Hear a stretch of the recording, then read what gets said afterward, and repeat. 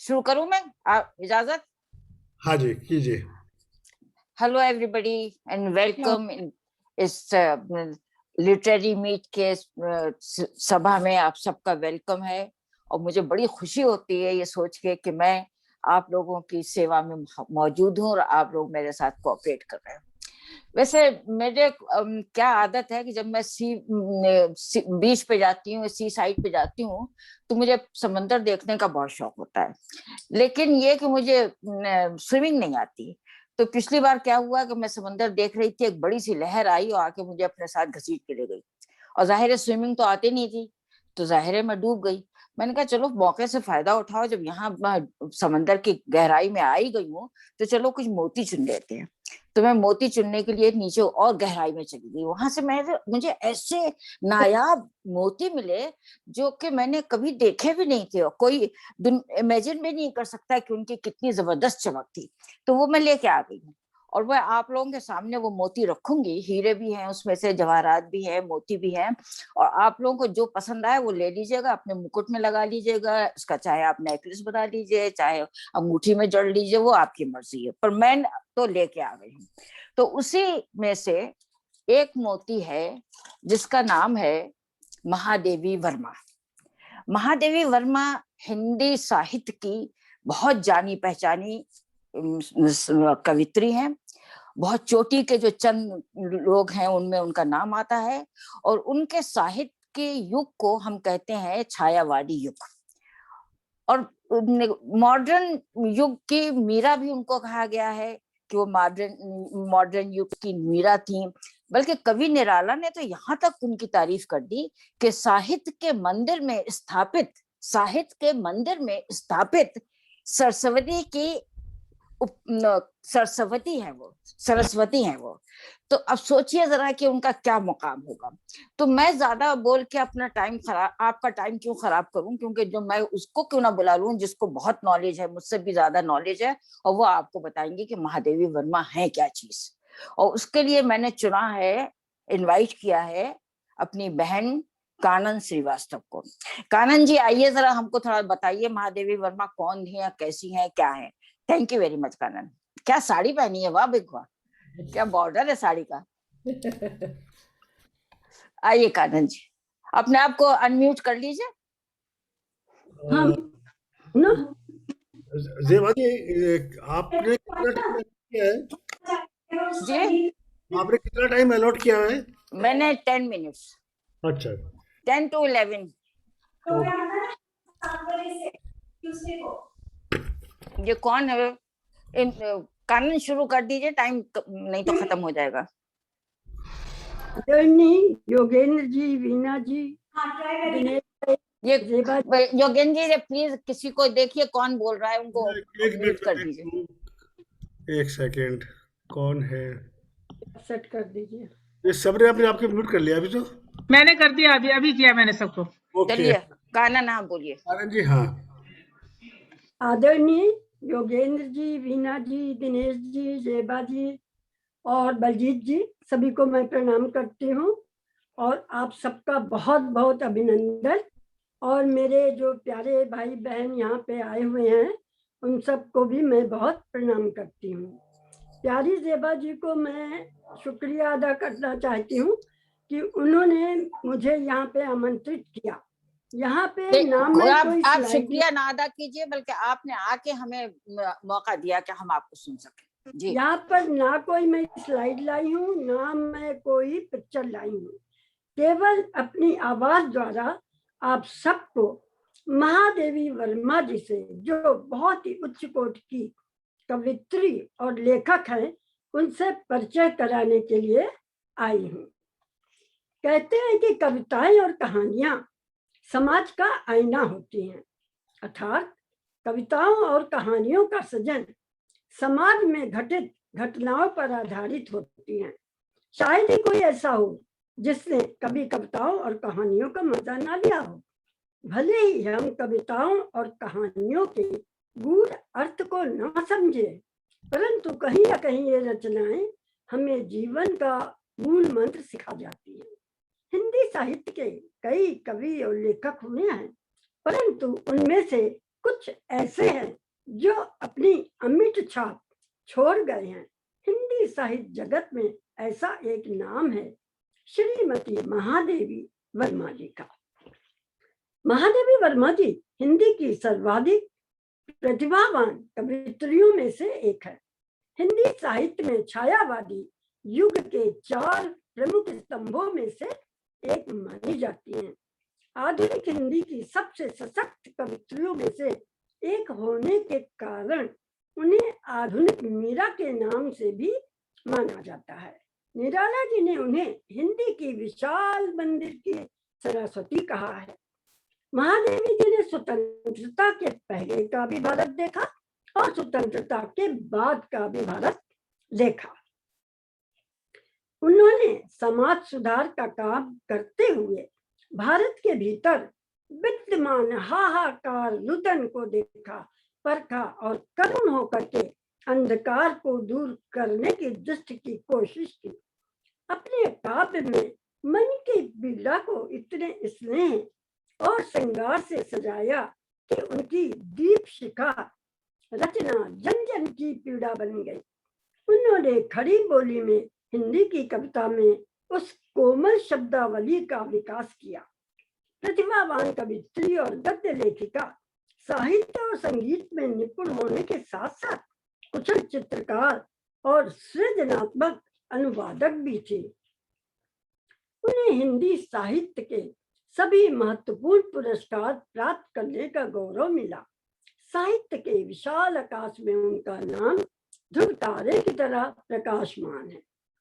वर्ष 207 उनकी जन्म शताब्दी के रूप में मनाया गया। 27 अप्रैल 1982 में भारतीय साहित्य में अतुलनीय योगदान के लिए ज्ञानपीठ पुरस्कार से सम्मानित किया गया। 1943 में मंगला प्रसाद पारितोषिक एवं भारत भारती पुरस्कार मिला। 1952 में उत्तर प्रदेश विधान परिषद की वो सदस्य बनी। 1956 में पद्म भूषण की उपाधि मिली। मरने के बाद 1988 में भारत सरकार ने उन्हें पद्म विभूषण की उपाधि से सम्मानित किया। 1969 में विक्रम यूनिवर्सिटी, 1977 में कुमायूं यूनिवर्सिटी, 1980 में दिल्ली यूनिवर्सिटी और 1984 में बनारस यूनिवर्सिटी ने उनको डीलिट की उपाधि से सम्मानित किया। इसके अलावा और भी बहुत सी उपाधियां उनको मिली। चलिए हम आपको ले चलते हैं उनके कुछ थोड़ा सा उनके जन्म और परिवार के बारे में बताने के। महादेवी जी का जन्म 26 मार्च 1907 में हुआ। कहते हैं कि उनके परिवार में 7 पीढ़ियों से कोई बेटी का जन्म नहीं हुआ था, तो उनका जन्म जो है परिवार में 7 पीढ़ियों के बाद में हुआ। उनके ग्रैंडफादर बाबा, जिनका नाम था बाबू बाके बिहारी लाल, वो खुशी से इतने पागल हो गए कि उन्होंने समझा कि मेरे घर में देवी का आगमन हुआ है और उन्होंने उनका नाम महादेवी रख दिया। उनके पिता गोविंद प्रसाद वर्मा भागलपुर में कॉलेज में प्राध्यापक थे। उनकी माता का नाम हेम रानी था। वो बड़ी धर्मपरायण और घर गृहस्थी वाली महिला थी। वो प्रतिदिन घंटे घंटे पूजा पाठ करती थी, रामायण, गीता, विनय पत्रिका आदि का पारायण करती थी और संगीत में भी उनकी रुचि थी। महादेवी जी का माँ से रामायण, महाभारत, गीता की कहानियां सुना करती थी। उनका प्रभाव उनकी काव्य लेखन पर हुआ। सुमित्रानंद पंत और निराला जी साथ में उनके भाई जैसे गहरे संबंध थे। उन दोनों को वो 40 साल तक राखी बांधती रही। सुभद्रा कुमारी चौहान से उनकी घनिष्ठ मित्रता थी। उनकी प्रारंभिक शिक्षा इंदौर में हुई। उसके बाद उन्होंने जबलपुर में कोई पढ़ाई करी और उसके बाद वो इलाहाबाद में गई और वहां पे पढ़ाई करती। 1916 में जब वो 9 वर्ष की थी, उनका बाल विवाह कर दिया गया। बरेली के पास नवाबगंज कस्बे के निवासी श्री स्वरूप नारायण वर्मा से उनका विवाह कर दिया गया। उनके पति उस समय 10वीं कक्षा के विद्यार्थी थे। शादी के बाद वो लखनऊ मेडिकल कॉलेज में पढ़ने के लिए चले गए। बोर्डिंग में रहते थे और पढ़ाई करते थे। तो महादेवी वर्मा जी जो थी वो अपने माता पिता के साथ ही रहती थी और उसके बाद वो इलाहाबाद में चली गई। पहले उन्होंने क्लासवर्थ गर्ल्स कॉलेज में एडमिशन लिया, वहां पे पढ़ाई करी। बाद में उन्होंने इलाहाबाद यूनिवर्सिटी से विश्वविद्यालय से संस्कृत में एमए पास किया। महादेवी जी का विवाहित जीवन जो है विरक्तिपूर्ण था, क्योंकि उनके पति जो थे वो अलग रहते थे या अलग रहती थी, बहुत ही कम ये लोग आपस में मिले हैं। तो इनका जीवन जो है पूरा विरक्तिपूर्ण था, पीड़ा से, विरह, दुख से भरपूर था। उनका जीवन सन्यासियों का जीवन था। उन्होंने जीवन भर, कहते हैं, श्वेत वस्त्र पहने और तख्त पर सोती थी और कहते हैं कि उन्होंने कभी शीशा ही नहीं देखा। 1966 में उनके पति की मृत्यु हो गई। उसके बाद वो स्थायी रूप से इलाहाबाद में ही रहने लगे। इलाहाबाद में वो बहुत सक्रिय हो गई और उन्होंने वहां पे प्रयाग महिला विद्यापीठ की स्थापना करी। उस समय के हिसाब से प्रयाग विद्या महिला पीठ की स्थापना एक शिक्षा के क्षेत्र में बहुत क्रांतिकारी कदम था। वो वहां की प्रधानाचार्य भी रही और कुलपति भी रही। 1955 में इलाहाबाद में साहित्यकार संसद की उन्होंने स्थापना करी। उन्होंने भारत में महिला कवि सम्मेलन की नींव रखी। इस प्रकार का पहला अखिल भारतीय वर्षीय कवि सम्मेलन 15 अप्रैल 1933 में सुभद्रा कुमारी चौहान की अध्यक्षता में महिला विद्यापीठ में ही संपन्न हुआ। वो हिंदी साहित्य की रहस्यवाद की प्रवर्तका भी मानी जाती है। वो बौद्ध धर्म से बहुत प्रभावित थी और जब वो गांधी जी के संपर्क में आई तो वो स्वतंत्रता संग्राम से जुड़ गई। चलिए अब हम आपको उनकी रचनाओं की तरफ लेकर के चलते हैं। महादेवी वर्मा की नई रचनाएं हैं जिन्हें आज भी पढ़कर एक अलग ही आनंद की अनुभूति होती है। इसका कारण ये है कि हम उनकी कृतियों से खुद को जोड़ करके देख पाते हैं, क्योंकि उनकी कविताओं में और लेखन में जो आज भी सवाल समाज के बने हुए हैं वो उस समय भी वो सवाल समाज के थे। और उनके सारी कविताओं में दुख, दर्द और विरह, इन सब की भावना जो आज भी हम पढ़ करके उसको महसूस कर सकते हैं। तो इनकी रचनाओं में दुख, संवेदना, खुशी आदि भावों का मिश्रण सा मिलता है। इनकी खुद की प्रमुख काव्य कृतियां कारण जी Nihar, Neerja, Rashmi, 1 minute only. Shikha, sorry 1 minute only. 1 minute. Time हो रहा है, बस 1 मिनट और है आपके पास। अच्छा, ये इनके गीत थे। अच्छा, चलिए मैं आपको एक बात बताती हूँ। इन्होंने दीपशिखा लिखी, ये रहस्य प्रधान गीतों का संग्रह है और उन्होंने प्रेम में मिलन का भाव और इसी प्रकार की विरह की पीड़ा को दर्शाया है। फिर उन्होंने सतपन्ना लिखी जिसमें उन्होंने वेद, रामायण, कालिदास की सारी कृतियां उस संस्कृत में थी, उसको इन्होंने अनुवाद किया हिंदी में और अपने को उसको नया रूप दिया। जब ये छोटी थी, बचपन में 7-8 साल की, तो इन्होंने 2 रचनाएं करी। एक ठाकुर जी बड़े भोले हैं और एक आज हम खरीदेंगे। इन्होंने एक लेख लिखा है जिसका नाम है हमारी श्रृंखला की कड़ियां। वो 1931 में इन्होंने लिखी है और उसमें उन्होंने स्त्री और पुरुष के, पति पत्नी के संपर्क पर विचार करते हुए उन्होंने ललकार भरे स्वर में सवाल उठाती हैं कि वो कौन सी औरतें हैं जो अपने जीवन साथी के हृदय के रहस्यमय कोने कोने से परिचित सौभाग्यवती सहधर्मी कितनी हैं और कितनी हैं जो अपने प्रत्येक दिशा में अपने पति का साथ देने वाली है।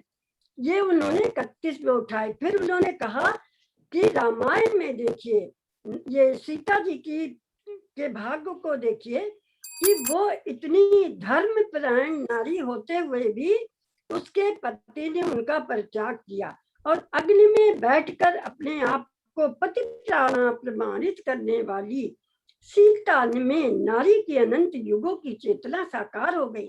सीता को पृथ्वी में समाहित करते हुए क्या राम का हृदय विदीर्ण नहीं हुआ? वो कहती थी कि ये सब क्यों होता है और नारी की नियत ऐसी क्यों है और उन्होंने नारीत्व का इसको वो अभिशाप मानती हैं। और उनकी सारी कविताओं में बहुत ही दर्द है। वो विवाहित होते हुए भी लिखती हैं, मैं बीन भी हूँ, मैं तुम्हारी रागनी भी हूँ, दूर तुमसे हूँ लेकिन अखंड सुहागनी भी हूँ, जो तुम आ जाते एक बार, कितनी करुणा कितने संदेश, पथ में बिछ जाते बन पराग, आंसू लेते पथ पकार, जो तुम आ जाते एक बार, मैं वाह नीर वाह वाह भरी वाह वाह। दुख की बदली, कोई को ना मेरा न कभी अपना होगा, परिचय इतना इतिहास यही, उमड़ी कल की मिटे आज चली, मधुर मधुर मेरे दीपक जल, प्रीतम का पथ अलौकिक कर। इस प्रकार से उनकी सारी जो कविताएं और लेख उन्होंने लिखे हैं, उसमें बहुत ही मतलब जो इंसान के अंदर में दुख तकलीफ और वेदना है, उसको लेकर के उनके सारे थैंक यू कानन, बहुत अच्छा आपने सुनाया हमको, रियली मजा आ गया। आपका तो स्टाइल जो है बात करने का वो बहुत ही खूबसूरत, लेकिन अफसोस इस बात का है कि हमें टाइम लिमिट देना पड़ती है, और नहीं तो हम आपसे और भी कहते कंटिन्यू कीजिए आप। थैंक यू वेरी मच कानन। बाकी मगर मैं ये सोचती हूँ कि ये इनको इतने अवार्ड मिले तो वो रखती कहाँ होगी वो इतने अवार्ड मिले लेडी को। वो वाकई हमारे भारत में क्या क्या रत्न जमा है। कश्मीर से लेके कन्याकुमारी तक आप चलते जाइए और रत्न मिलते जाएंगे, हीरे जवाहरात आपको मिलते जाएंगे। ये हमारी वीकनेस है कि हमने पहचाना नहीं अपने मुल्क को, अपने इंडिया को हमने पहचाना नहीं। और मगर मेरा ये वादा है कि मैं आपसे हर महीने 4 लोगों को ऐसा इंट्रोड्यूस कराऊंगी कि जो आप कहेंगे वाकई ये हीरे हैं तुम्हारे, हमारे भारत के। भारत में कमी नहीं है, दुनिया में शायद ही कोई मुल्क ऐसा हो जैसा हमारा भारत है। मेरा भारत महान। Sarojini Naidu, the Nightingale of India. Her contribution in the Indian literature is very important. She was the best literary person in Indian literature. Her poems are the mirror of our society. She was, and she is the model of every woman. तो मैं I want to call my sister, my friend, Indu Mehta ji. She is very learned lady, as Kanan also. Just like Kanan, she is very learned, and I want to call her. Please come and tell something about Sarojini Naidu, literary aspect. Thank you, Zeba ji. Thank you for inviting me. This is my first appearance in Tri-Valley, and I hope I prove myself to be a pearl that Zeba ji has collected from the ocean. I hope. Okay, so I'm going to talk about Sarojini Naidu and why she was called the Nightingale of India. She was born on February 13, 1879 at Hyderabad, and she died on March 2, 1949 at Lucknow. She was a political activist, feminist, a poet, the first Indian woman to be president of the Indian National Congress and to be appointed an Indian state governor. Her father was the principal of Nizam College, Hyderabad. She studied at the King's College, London, and then at Cambridge. She experienced suffragist campaign in England and then was drawn towards India's Congress movement and to Gandhiji's cooperation movement. Like Gandhiji, she too traveled to East and South Africa in the interest of Indians living there and became president, the first Indian woman after Annie Besant. Back in India, for her anti-British activity, she was imprisoned a number of times. She accompanied Gandhiji for the Round Table Conference and supported policies of Congress. Known as the Nightingale of India, Bharat Kokila, she was a celebrated poet and a playwright. and Indian independence activist. She was one of the 8 siblings. Sarojini was an extremely intelligent child and was fluent in 5 languages. Her father wanted her to be a scientist or mathematician, but when at a very young age she wrote a poem, The Lady of the Lake,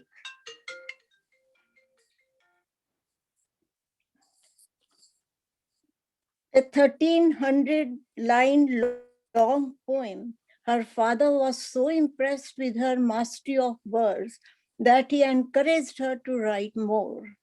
Then she wrote Meher Munir, which Nizam of Hyderabad read, and he granted her a scholarship to study in King's College in England. Here she expanded her writing, featuring themes such as the great temples and mountains of India and its social life. She delivered speeches on important topics like welfare of children, the young, welfare of the young, freedom of women, and nationalism. She wrote 3 collections of poems. It is said that her poetry was so beautiful, it could also be sung. It was the golden threshold that brought her recognition as Bulbul-e Hind or Bharat Kokila, the Nightingale of India. And this is what I am going to try to highlight why she was called so. One of her poems was In the Forest, a melodramatic verse, the opening lines of which are, Here, O my heart, let us burn the dear dreams that are dead. What are those dear dreams that are dead? It is the rich culture of India, because now India was a slave country, so the dreams were dead. Here in this wood, let us fashion a funeral pyre of fallen white petals and leaves. A pyre, look at this word, funeral pyre, because the culture of India, the freedom of India was dying, of fallen white petals and leaves that are mellow and red. Here, let us burn them in noon's flaming torches of fire. Sarojini compared her poetry to an alabaster box. And this is what she herself writes about her poetry. And the name of the poem is Alabaster. Like this alabaster box, whose art is frail as cassia flower, is my heart, carven with delicate dreams and wrought with many a subtle and exquisite thought. So this is what I'm going to highlight. What were her delicate poetic dreams and what were her subtle, exquisite thoughts? The whole of her poetry is replete with this feminine, delicate thoughts. I'll focus on life of the Indians as depicted in her poetry. Her poetry is a saga of Indian culture, tradition, and history. She has covered a right of different strata of society. She wrote about fishermen in Coromandel. Fishers, she writes, rise brothers, rise. The wakening skies pray to the morning light. The wind lies in the arms of the dawn like a child that has cried all night. Look at this imagery. The wind lies asleep in arms of the dawn like a child that has cried all night.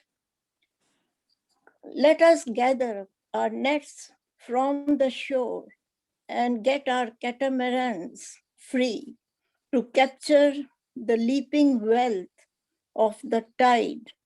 For we are the kings of the sea. Even poor fishermen, they are calling themselves kings of the see. Then she writes about in all strata, all different classes and categories of Indian society she has written.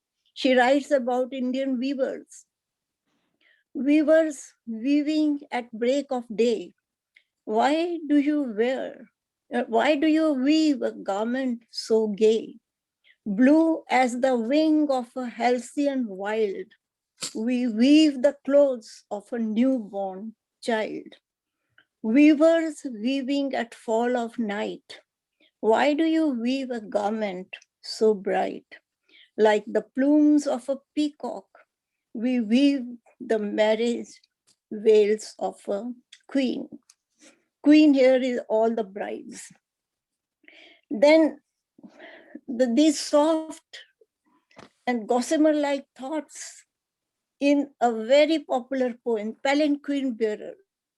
Now, palanquin is typical of India, and it was a very important part of the weddings, and it was very romantic also, brides being taken in a palanquin. Lightly, oh lightly, we bear her along. She hangs like a star in the dew of our song. Look at that. She hangs like a star in the dew of our song. Lightly, oh lightly, we bear her along. She sways like a flower in the wind of our song. She skims like a bird on the foam of a stream. Skims on the foam of a stream. Look at the softness of the imagery. She floats like a laugh from the lips of a dream. And now, since Baisakhi is round the corner, I would like to read her poem on harvest. Harvest hymn. Look at the way she has described the Indian farmers and their gratitude to gods, not only to gods, to Varun Devta, to Brahma, to Surya for the dew and for the rain. Beautifully she has shown her the farmer's gratitude for these gods. Lord of the lotus, Lord of the harvest, bright and munificent, Lord of the morn. Thine is the bounty that prospered our sowing. Thine is the bounty that nurtured our corn. We bring thee the gold of our fields and the gold of our fruit. O giver of mellowing radiance, we hail thee, we praise thee, O Surya, with cymbal and flute. We bring thee our thanks and our garlands for tribute, the wealth of our valleys, new garnered and ripe, O sender of rain and the dew fall, we hail thee, we praise thee, Varun. Now see, they are thankful to Varun Devta with cymbal and pipe, they are paying a tribute to him. And then they all sing together, Queen of the gourd flower, Queen of the harvest, sweet and omnipotent mother. They are thankful to Mother Earth. Sweet and omnipotent mother, O earth, thine is the plentiful bosom that feeds us. Thine is the womb where our riches have birth. Now, there are many poetic... Hinduji, only 1 minute, please. 1 minute last. Yes, I'm coming to that.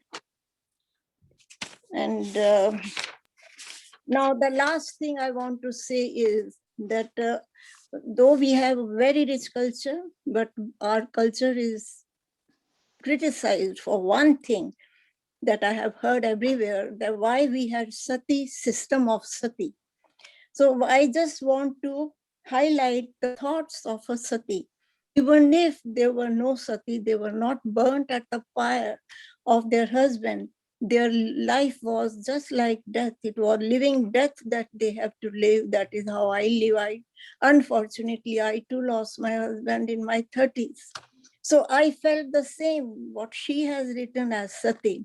Lamp of my life, the lips of death hath blown thee out with their sudden breath. Naught shall revive thy vanished spark.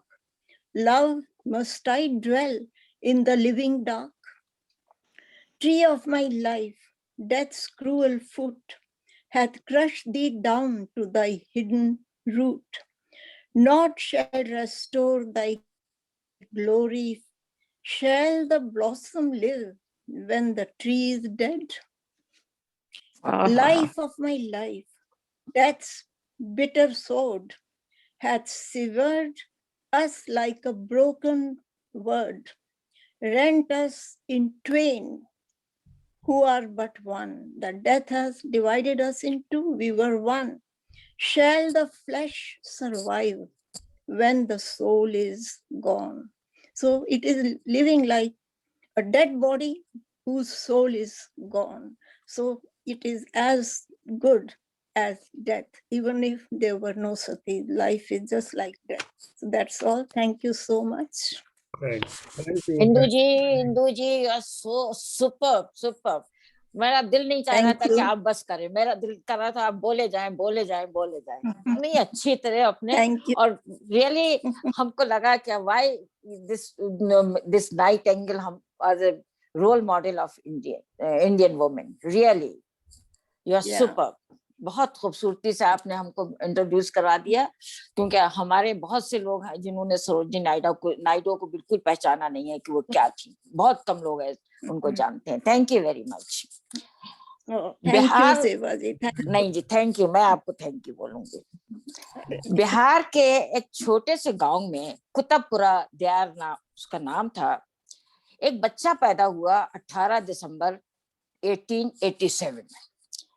उसका माँ बाप ने उसका क्या नाम रखा वो मुझे नहीं मालूम, लेकिन जब वो थोड़ा बड़ा हुआ तो सब लोग उसको भिखारी कहा करते थे. वही उसका नाम मशहूर हो गया. और आज मैं आपको अपनी एक बहन के जरिए मैं उसी भिखारी से मिलवाना चाहूंगी. और वो आपके सामने उस भिखारी ठाकुर भिखारी तक बनने की जो जीवन यात्रा है, जिसको हिस्ट्री आज उसको अपने सरों आंखों पे बिठाती है, जिसको बचपन में सब छेड़ा करते थे भिखारी कह के. फकीर मनुष्य टाइप का इंसान था, और वो इतना अपनी मेहनत से उस जगह तक पहुंच गया कि आज हिस्ट्री उसको अपने सरों पे आंखों पे बिठाती है. उसकी जीवन कथा जो कि उसकी जीवन यात्रा जो एक सामान्य व्यक्ति की सतह से ऊपर उठा है और साहित्य के शिखर पे पहुंच गया, उसकी वो यात्रा आपको सुनाने के लिए मैं आमंत्रित करना चाहूंगी अपनी बहन मनोरमा जी को. मनोरमा जी हैं, जरा देखिए आ गई है कि नहीं. जी मैं जी आ गई. तो मनोरमा जी आपको बताएंगी उस ठाकुर भिखारी का पूरी हिस्ट्री. मनोरमा जी आपका से हमारा आग्रह है कि प्लीज आगे आइए और हमको सुनाइए भोजपुरी लैंग्वेज.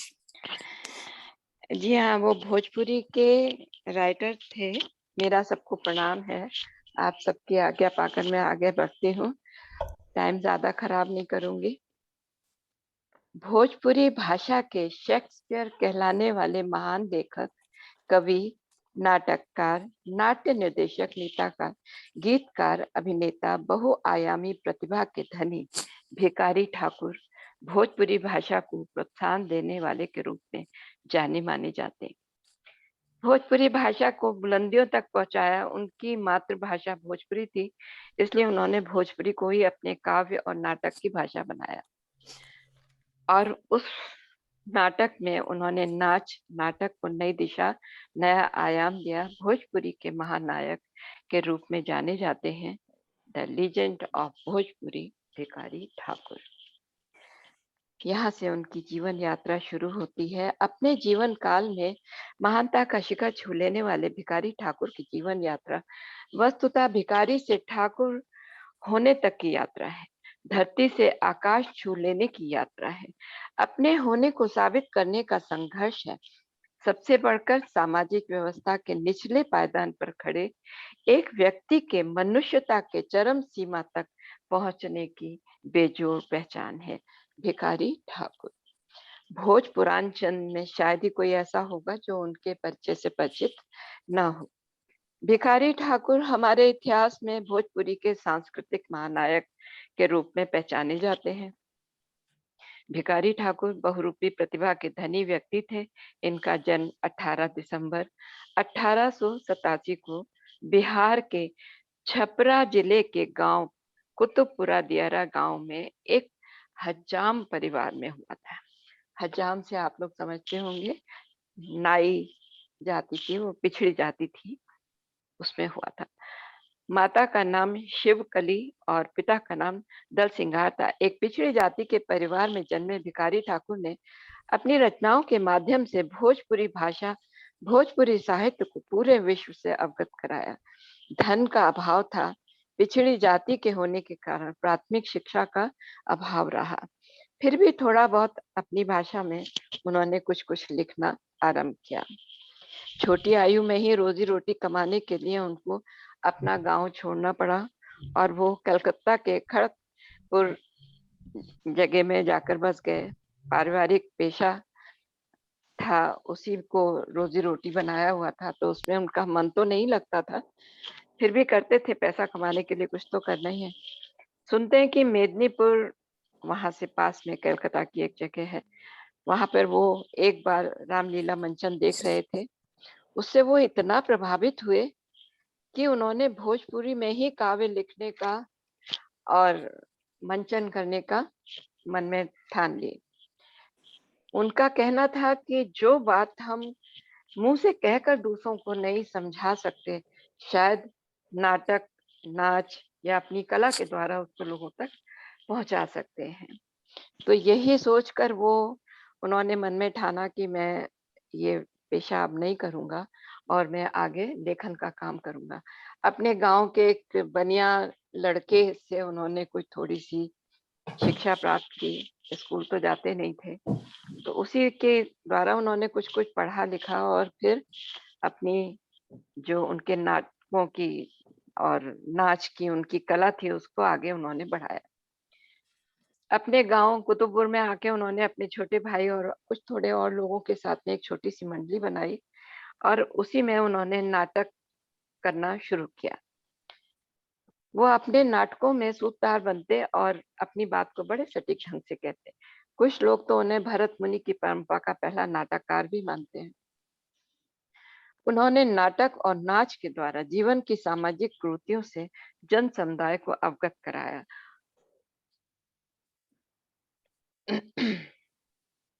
कलाकार का मन अपनी आसपास की घटनाओं और परिवेश से प्रति बहुत संवेदनशील होता है। यही कारण था कि वो अपने आसपास की कुरीतियों को देखते थे, जो समाज में हो रहा था। गरीब समाजों में बहुत कुछ होता है, तो उससे वो बहुत परेशान थे, मन ही मन वो बहुत दुखी थे और वो ही सोचते थे कि इसको किसी तरह खत्म करना है, इसका किसी तरह निवारण करना है। इसलिए वे केवल रचनाकार ही नहीं थे, अपनी लिखी रचनाओं को अपने अभिनय के द्वारा भी दर्शाते थे। स्त्रियों के बीच में पुरुषों को नचाने की परंपराएं उन्होंने बनाई, जिससे भोजपुरी भाषा में लौंडा नाच भी कहते हैं। ये थोड़ा फर्क शब्द है। अंग्रेजी राज के विरुद्ध उन्होंने नाटक के माध्यम से जन जागरण भी किया। आगे चलकर उनके कार्य को अंग्रेजों ने सराहा और उन्हें राय बहादुर की उपाधि दी। एक क्रांतिकारी लेखक भी थे। भिखारी ठाकुर ने उस समय की लोकप्रिय किंतु समाज में प्रचलित प्रथा, नाच और नाटक के द्वारा सामाजिक रूढ़ियों, कुरीतियों, भेदभाव, शोषण के विरुद्ध वो प्रतिरोध अलग जगाई कि एक छोटे से कुतुबपुरा गांव के नाई, भिखारी नाई, वो पूरे भोजपुरांचल के सामाजिक नायक भिखारी ठाकुर बन गए। भिखारी ठाकुर काफी दूरदर्शी थे। जो बातें उन्होंने उस समय में कही थी वो आज भी प्रासंगिक हैं। उनके नाटकों में जो चीजें दिखती हैं वो आज भी, जैसे कि उन्होंने एक नाटक लिखा था विधवा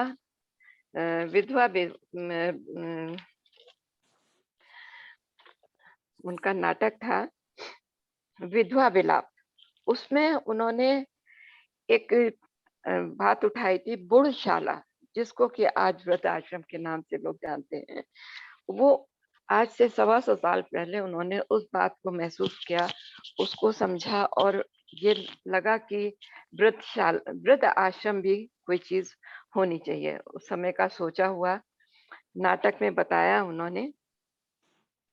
समय से पहले ही व्यथाओं को समझने की उनकी ये विलक्षण प्रतिभा थी।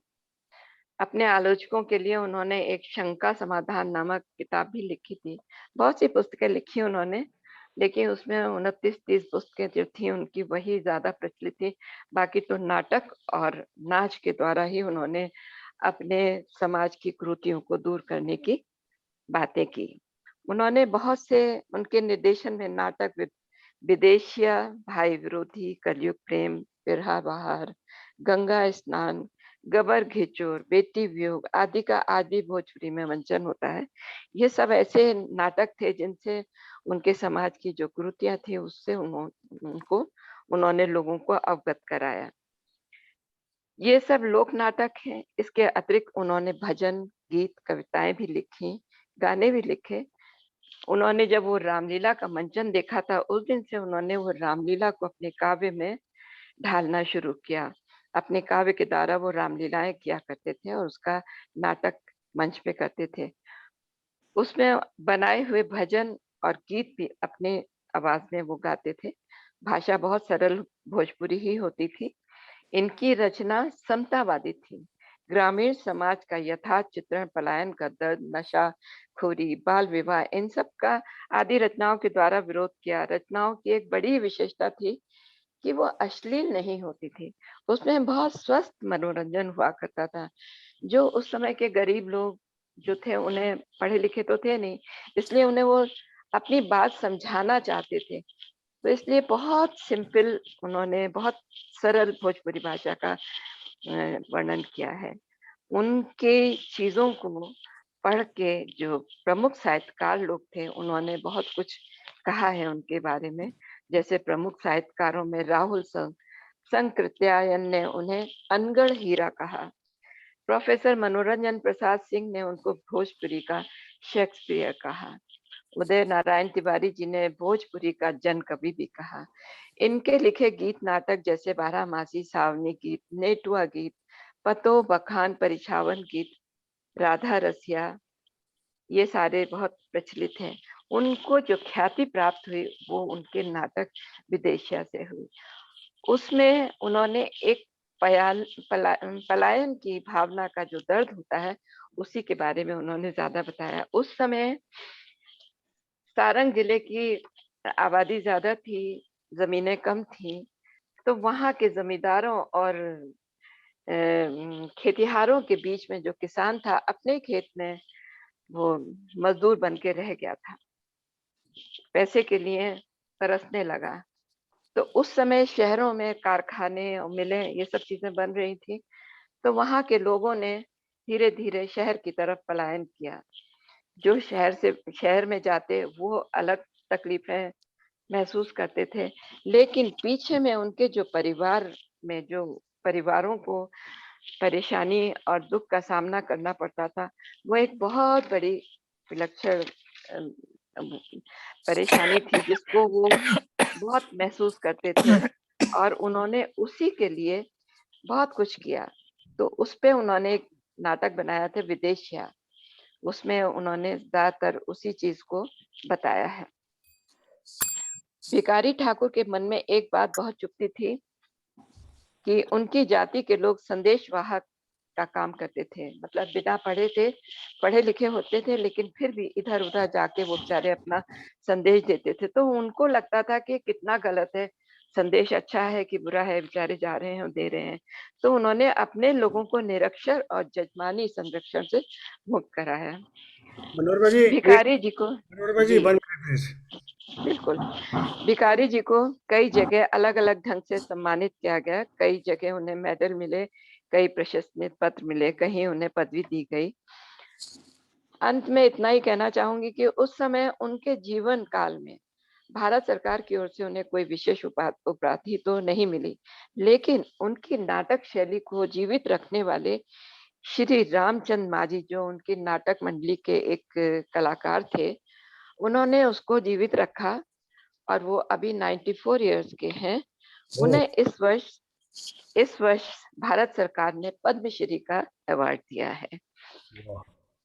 भिखारी ठाकुर जी अपने जीवन में किया उन्होंने बहुत कुछ।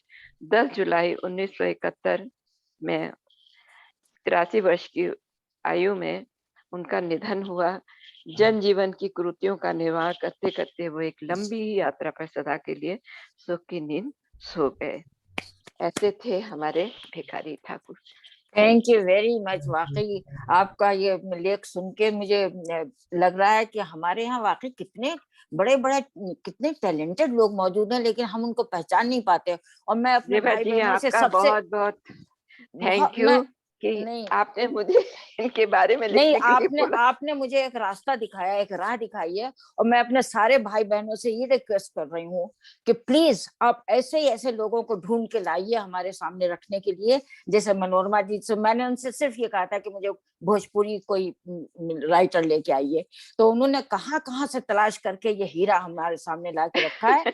और जो कि उनकी ये जो जीवन यात्रा है वो हमको सिखाती है कि जरूरी नहीं है कि बड़ा आदमी बनने के लिए इंसान किसी अच्छे स्कूल में पढ़ा हो, किसी बढ़िया यूनिवर्सिटी में गया हो। अगर उसके अंदर पावर है, उसके अंदर सलाहियत है, तो वो कहीं से भी अपने आप को दुनिया के सामने पेश कर सकता है। और मैं लोगों से फिर से हाथ जोड़ के अपील करूंगी कि प्लीज ऐसे नगीनों को ढूंढ के लाइए हमारे सामने और हम उनको आपके सामने पेश करेंगे। थैंक यू वेरी मच रेबा जी। मनोरमा जी। उनकी जो पिक्चर थी ये विदेशिया, उसके कुछ गाने बहुत प्रचलित हैं। सिर्फ एक ही लाइन, एक दो लाइन में आपको नहीं बताऊंगी। आप सुनिए, आप ऐसा कीजिएगा मनोरमा जी, हाँ, आपको अगर पोस्ट कर दूंगी। किसी और प्रोग्राम में जैसे अगर किसी दिन अगर मैं रिक्वेस्ट करूंगी अपनी बहन बलजीत जी से कि आपको चौपाल में मौका दे दें, तो हमें सुना दीजिएगा इस वक्त। जरूर जरूर जरूर जरूर। Thank you very much. Thank you thank you. अब आता है एक ऐसा हीरा कि जिसने सारी दुनिया को भारत से पहचान, जिसकी वजह से सारी दुनिया भारत को पहचान गई। पहला वो राइटर जिसको नोबेल प्राइज मिला, इंडियन, पहला इंडियन जिसको नोबेल प्राइज मिला। उससे पहले किसी इंडियन को कहा नोबेल प्राइज का, कोई कह भी नहीं सकता था कि नोबेल प्राइज क्या होता है। तो ब्रिटिश गवर्नमेंट का हक था नोबेल प्राइज के ऊपर। तो मैं उसके लिए बंगाली लिटरेचर के, क्योंकि मैं टैगोर नहीं कहूंगी, मैं ठाकुर कहूंगी, रविन्द्रनाथ ठाकुर, क्योंकि यहाँ हम इंग्लिश लिटरेचर की बात नहीं करेंगे बल्कि हम बंगाली लिटरेचर की बात करेंगे। और उसके लिए हमने रिक्वेस्ट की है अपने भाई मिस्टर अमल सरकार से कि प्लीज आए और रविन्द्रनाथ ठाकुर के बारे में हमें कुछ बताएं। आइए जी। वाह, सामने खड़े हुए हैं रविन्द्रनाथ ठाकुर तो। वाह, बहुत बढ़िया, वेरी गुड। लगता है अभी बोल पड़ेंगे। आप म्यूट हैं भाई। अनम्यूट कीजिए। I'm sorry. Namaste ji. नमस्ते। Jeba ji has already said that he is a very, very well-known poet, novel laureate, the first Nobel laureate from the non-European and first Indian with the Nobel Prize. So I'm sorry, I cannot share his original works of Bengali in this limited time. So I will just restrict it to few salient events of his life. Now, Rabindranath, who, first of all, we must know who is Rabindranath Tagore. We know him as a poet. He started his career as a Bengali mystic poet, but ended as a cosmic, universal poet of the world.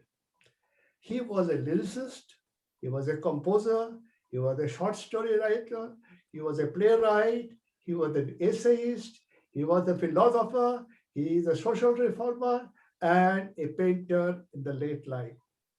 Now, I would like to start with saying that Rabindranath was born on 7th of May in 1861.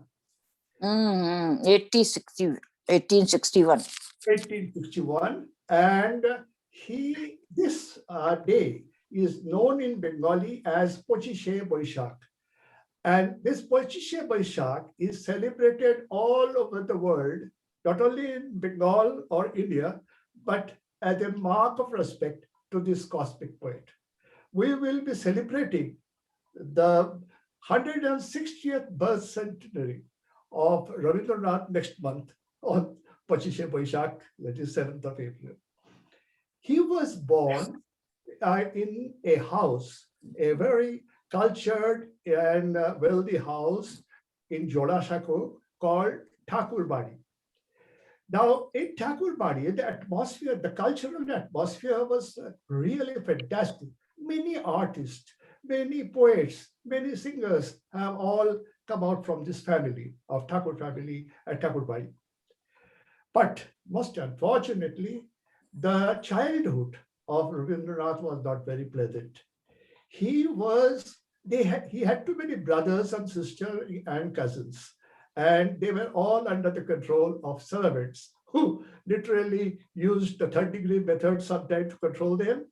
And when he was admitted to school, two schools, I should say precisely, he felt like a bird in a cage. He wanted to fly out to the sky in freedom, but he felt suffocated.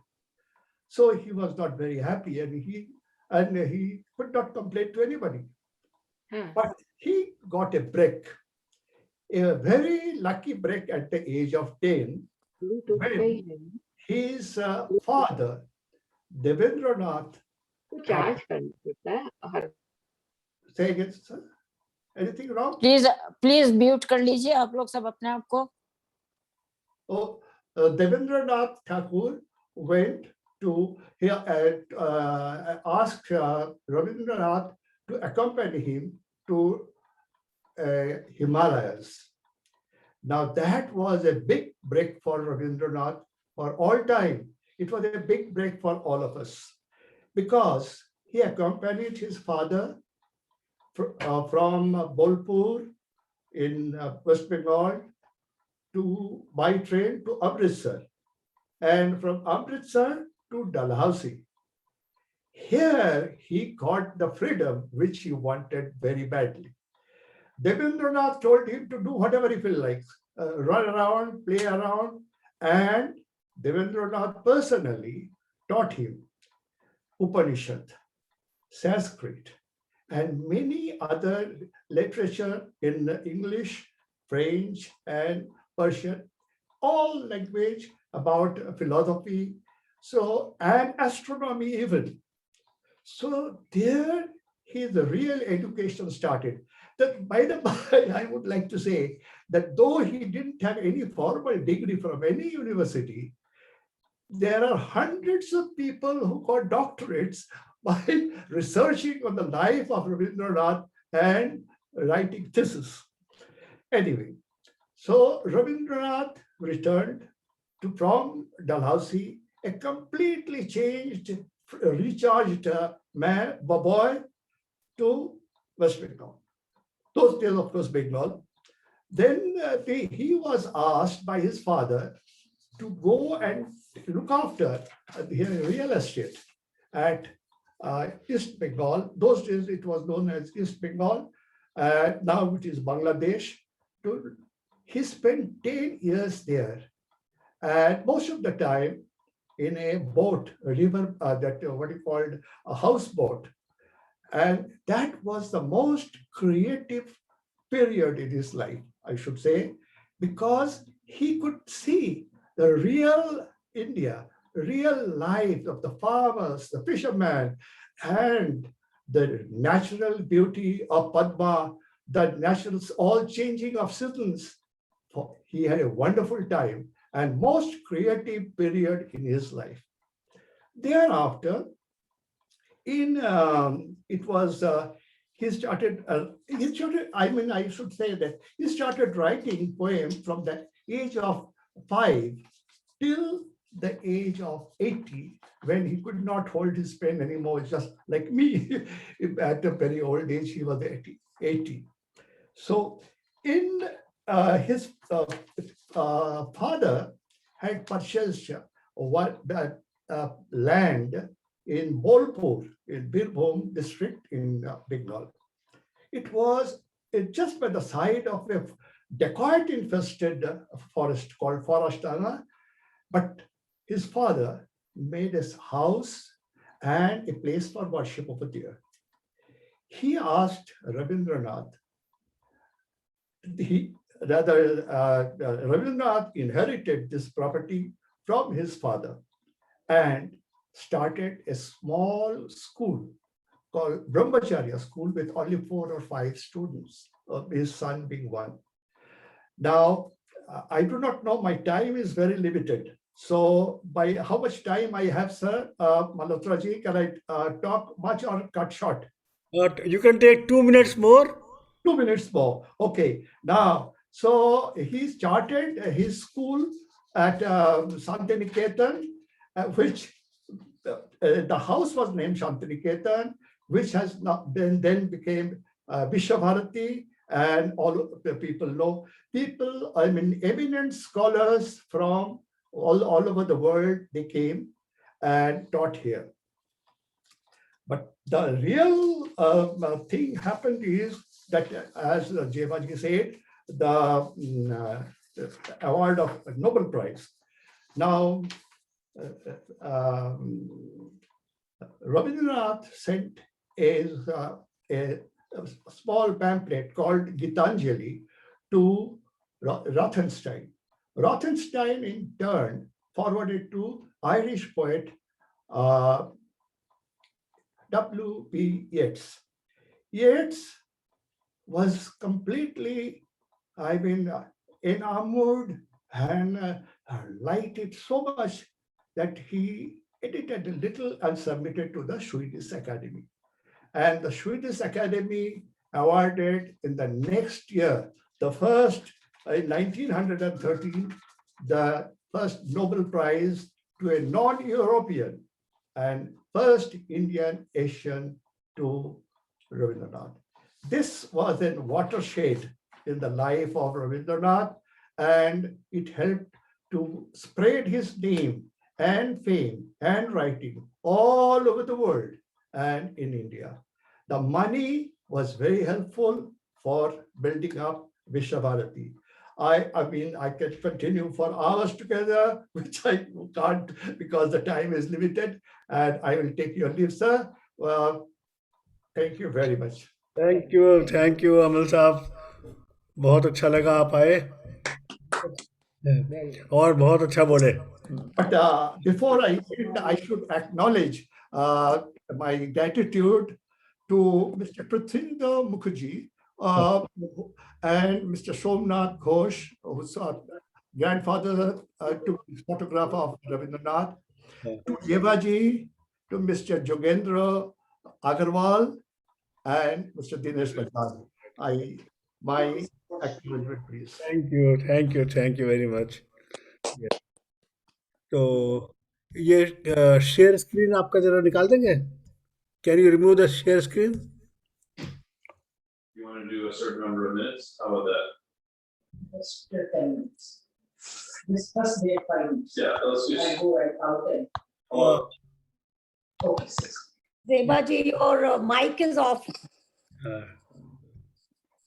बहुत खूबसूरत programme रहा आज का. एक से एक लोग थे, हम कह नहीं सकते कौन ज्यादा अच्छा था, और हमारा जो स्टैंडर्ड है इस प्रोग्राम का वो मेंटेन किया हमारे चारों पार्टिसिपेंट ने. तो मैं उन सब का बहुत बहुत थैंक्स कहना चाहूंगी कि मेरे पास वर्ड्स नहीं है उनको लिए थैंक्स कहने का. लेकिन ये बस मैं सिर्फ इतना कहूंगी कि हमारी दुआ यही है कि हमारा ये स्टैंडर्ड जो है वो मेंटेन रहे, और अगले महीने हम और 4 रत्न लेके आएंगे आपके सामने, और उनको आप देखिए, और फिर मेरी बात से आप लोग भी सहमत होंगे कि हाँ, हमारे इंडियंस जो हैं वो किसी से कम नहीं है, ईस्ट और वेस्ट.